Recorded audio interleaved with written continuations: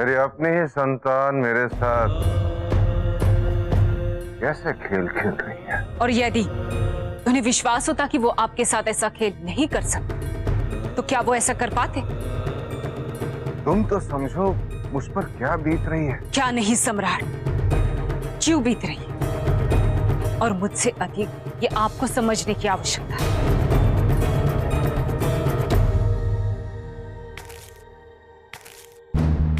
अस्पष्ट और फरोग से की गई बातों के लिए मेरे पास धैर्य शेष नहीं, और ना ही मुझ में अभी कोई धैर्य शेष कि मैं आपसे और कुछ छुपा सकूं।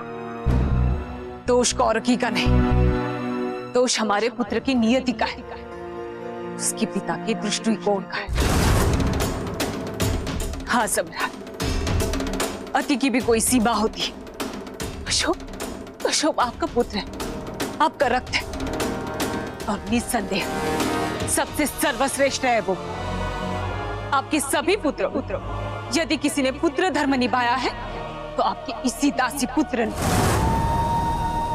14 वर्ष उसको आपसे दूर रहना पड़ा। उसके पश्चात भी वो आपसे प्रेम करता है, आपका सम्मान किया।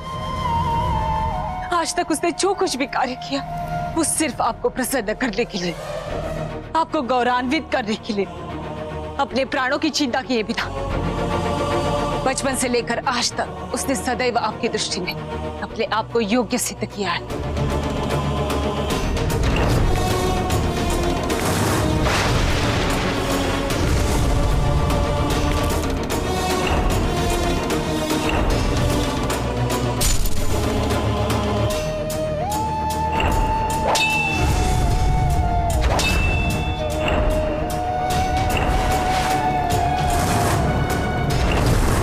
उसे कैसे पुरस्कृत किया, उसी पर संदेह करके हर बार उसका दोष ना होते हुए भी दंड दिया है उसे आपने।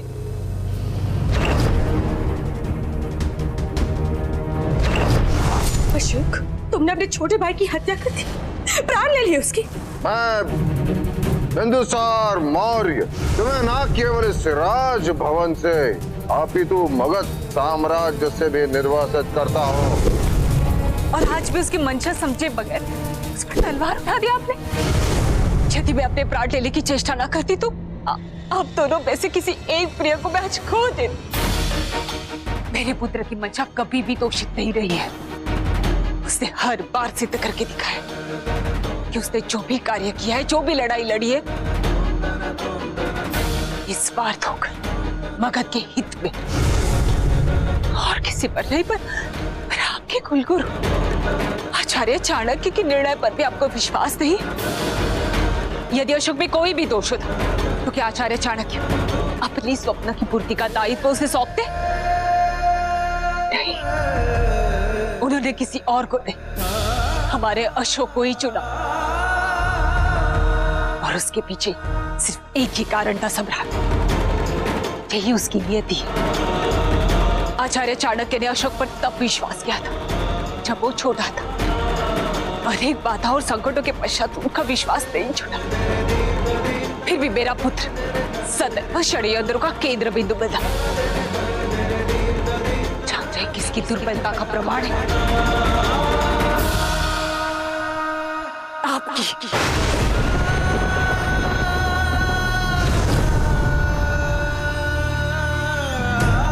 क्योंकि षड्यंत्रकारियों को भली भांति ज्ञात था कि आपको अशोक की प्रशंसा करने में भले ही समय लगे, पर यदि कभी उस पर लांछन लगे, उस पर कभी कोई आरोप लगे, उसके विरुद्ध खड़े होने के लिए आप एक क्षण का भी विलंब नहीं लगाएंगे।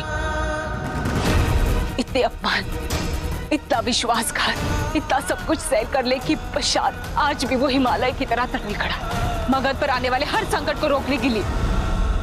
अचंभा होता है मुझे ये देख करके, जो पुत्र अपने पिता के लिए, अपनी मातृभूमि के लिए इतना सब कुछ करता है, अपने प्राण न्यौछावर करने के लिए तैयार है, उसके पिता उसे ऐसे बहरबार रखते हैं। किस लिए? क्या आपको विश्वास है कि अशोक आपकी हर बात सहन कर रहे?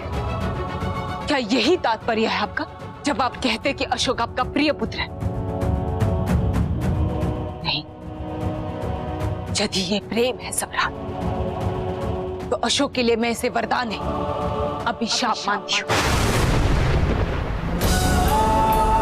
माता पिता अपना सर्वस्व निछावर करते थे, ये तो दुर्भाग्य। मैं आपके लिए ऐसा भी नहीं कह सकती, नहीं कह सकती। धर्मा, अशोक को बुलाओ। ठीक।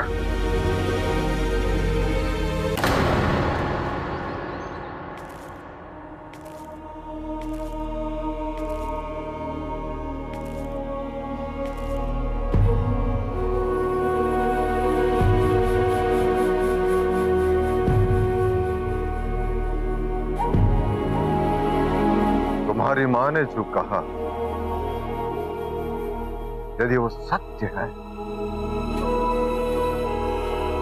तो तुम्हें बहुत कुछ कहना है मुझे। आज मेरे कारण आपको सबके समक्ष लज्जित होना पड़ा। आज मेरी नहीं, तुम्हारी बात का समय है पुत्र। मुझे संपूर्ण सत्य बताओ, वो सत्य जो अब तक मेरी दृष्टि से छिपा रहा, मेरे आसपास रहने वालों का सत्य जो मैं देखकर भी पहचान न सका।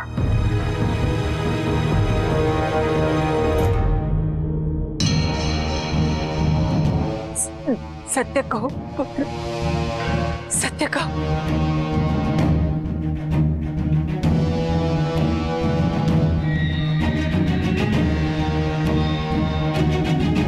गुरुवर चाणक्य की मृत्यु से पूर्व मेरे लिए एक संदेश छोड़ गए थे, जिसमें उन्होंने ये लिखा था कि हमारे घातक शत्रु वो नहीं है जो इस भवन के बाहर है,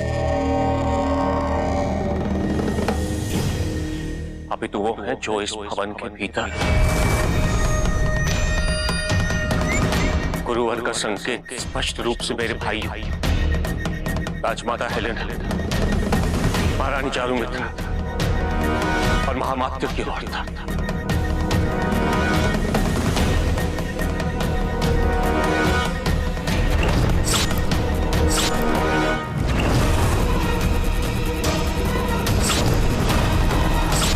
मैं तो कहता हूं आचार्य चाणक्य को जीवित रखना चाहिए था, विशेषकर आज का ये दिन देखने के लिए, क्योंकि आज का ये दिन देख के वो स्वयं ही मर जाते हैं। उनके रक्त से अपने हाथ रखने की आवश्यकता ही नहीं पड़ती हमें। मेरे पास उन्हें दोषी सिद्ध करने का भी प्रमाण नहीं था, इसलिए वो अनुचित और राष्ट्रद्रोही कार्य निर्विघ्न होकर करते रहे। उन्होंने न जाने कितने प्रयास किए मेरी हत्या करने के, मुझे दुर्बल करने के, मेरे परिवार को हानि पहुंचाने की।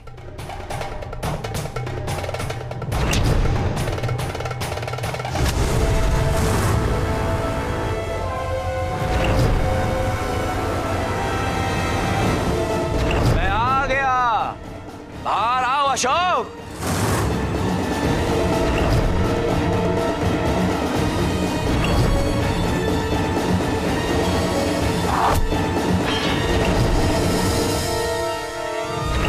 किंतु मैंने उन्हें एक बार भी विजय नहीं होने दिया। जितने बार उन्होंने की, मेरा संकल्प उतना ही दृढ़ होता गया। और कुछ है जो बताना शेष रह गया हो?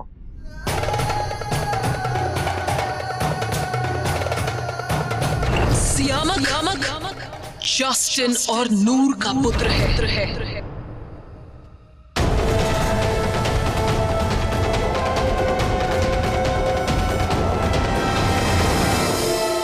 जी नहीं, कुछ भी नहीं।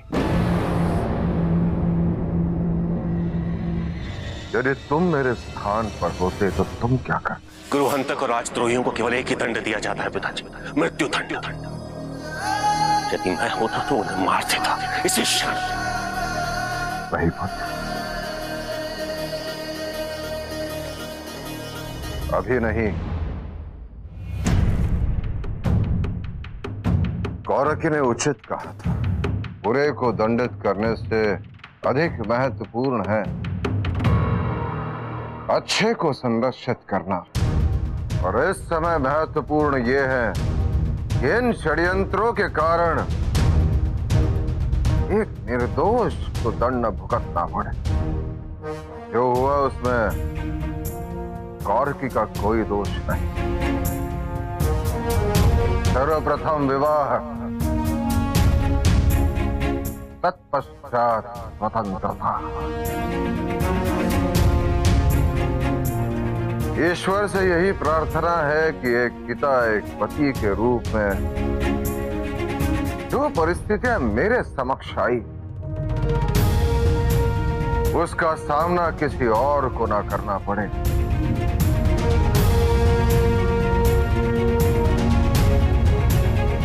आज मैं चंद्रगुप्त मौर्य का पुत्र मगध सम्राट बिंदुसार मौर्य तुम्हें वचन देता हूं। तुम्हारे विवाह के पश्चात मैं तुम्हें संपूर्ण स्वतंत्रता दूंगा, वो करने की जो उचित हो। उसके पश्चात एक भी राजद्रोही बचना नहीं चाहिए, चाहे वो महामात्य हो, महारानी चारुवित्रा हो या मेरे पुत्र। तुम उन्हें मारोगे, सबको मारोगे और इस भूमि को उनके पापों से मुक्त कर दोगे। आज तक तुम्हारे स्वप्न पूर्ति की सबसे बड़ी बाधा मैं था, किंतु अब आचार्य चाणक्य की इच्छा पूर्ति हेतु मैं तुम्हारे लिए प्रथम सीढ़ी बनूंगा। मैं सुनिश्चित करूंगा कि तुम अशोक सम्राट बनो, चक्रवर्ती अशोक सम्राट। जैसे छवि आचार्य चाणक्य ने तुमने देखी थी, जैसा स्वप्न तुम्हारे मां ने देखा, क्योंकि अब एक मां के सम्मान में होगा अखंड भारत का निर्माण, अखंड भारत का निर्माण, अखंड भारत का निर्माण।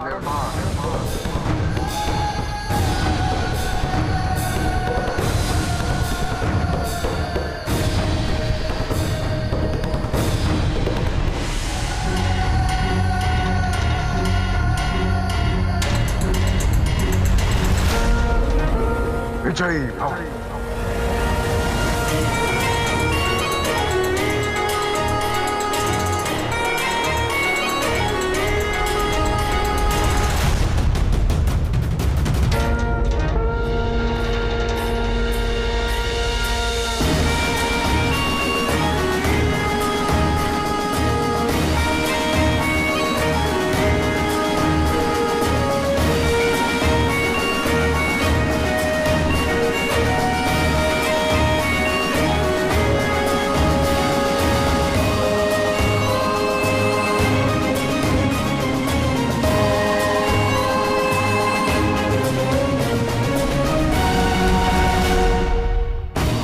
सर्वप्रथम उस सर्प जगन्नाथ से निपटने दो,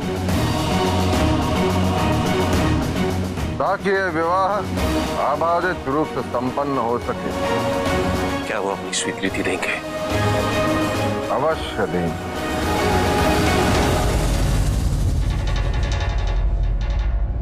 क्या अब भी तुम्हें लगता है कि मैं सही नहीं था? एक पल नहीं लगा पिता पुत्र को एक दूसरे पर तलवार उठाने में। क्या अब भी तुम सोचती हो कि यह स्थान तुम्हारे लिए सुरक्षित है?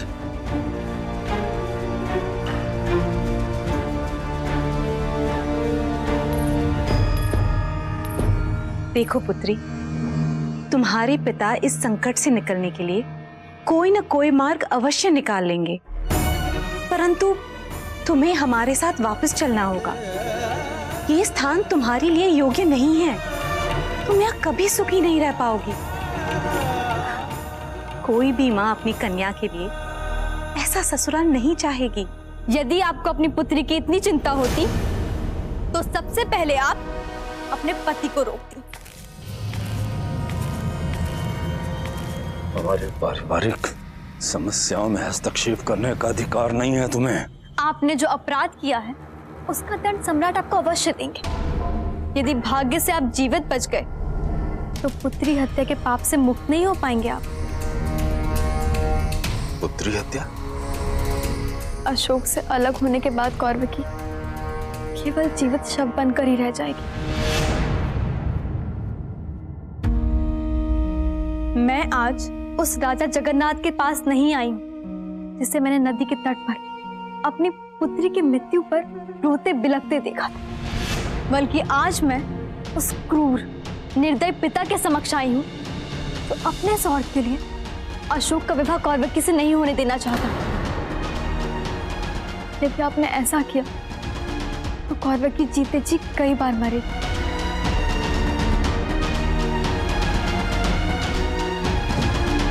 अपनी पुत्री पे दया कीजिए, कुछ ऐसा कीजिए कि सारे संसार को ज्ञात हो जाए कि वो आपके अपराध में सहभागी नहीं थी, वो विश्वासघाती नहीं थी। इसकी कोई आवश्यकता नहीं है देवी।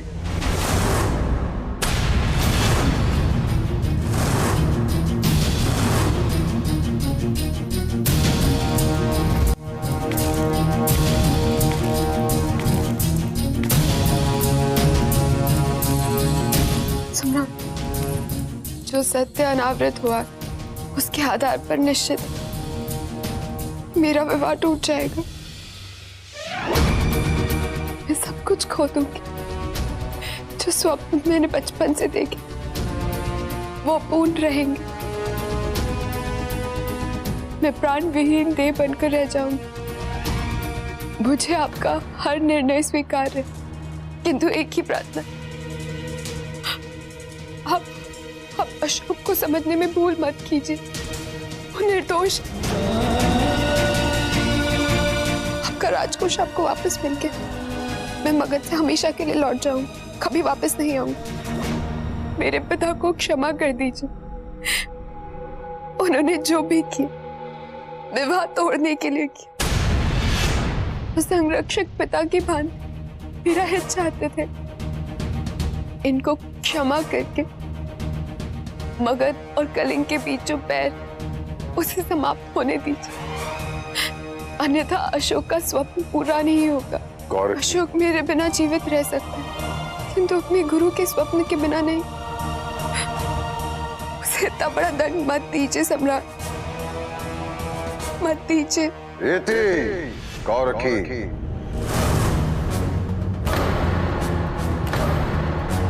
बहुत बोल लिया तुमने। अब जो मुझे कहना है वो सुनो। जैसे ही मुझे ज्ञात हुआ कि आपने मेरा गोश्त चुराया, सर्वप्रथम मेरे मन में आया कि इस तलवार से आपके शीश को धड़ से अलग करूं और मगध के चौक पर लटका दूं, ताकि मगध के लोग ये देख ले कि राजकोष चुराने का परिणाम क्या होता है।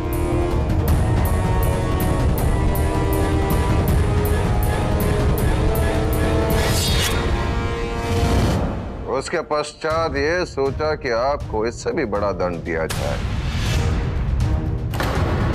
और वो होगा कि अपने पुत्र अशोक का विवाह आपकी पुत्री कौरकी के साथ।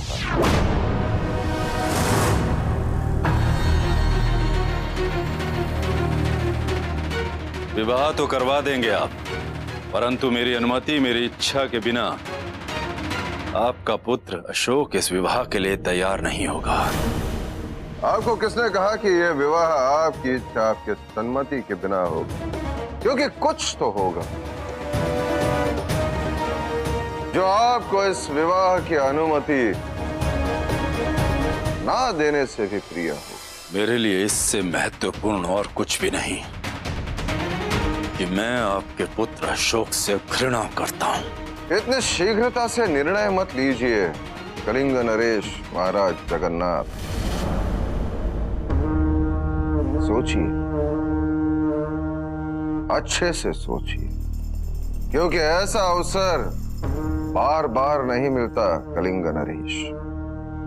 और जब भी सोच ले तो आप निसंकोच कहिए, क्योंकि आपकी सम्मति का कोई भी मूल्य चुकाने के लिए मैं तैयार हूं।